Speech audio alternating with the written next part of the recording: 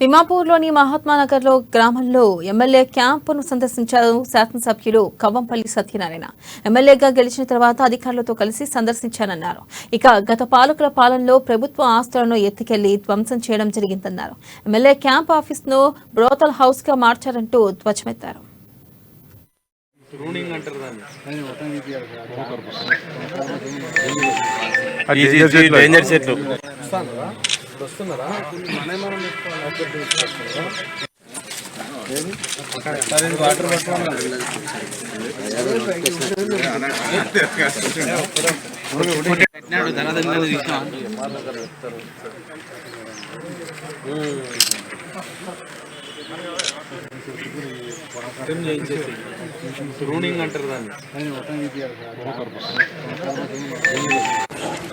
Camp ఆఫీస్ను MLA Manakondur camp ఆఫీస్ను సందర్శించడం జరిగింది. ఈరోజు అధికారులతో ఎంఆర్ఓ గారు, మళ్ళీ ఏఈ గారు, ఆర్ఎండ్బి. ఆ సందర్భంగా మాజీ ఎమ్మెల్యే ఏసీలను విప్పి ఎత్తుకుపోవడం జరిగింది.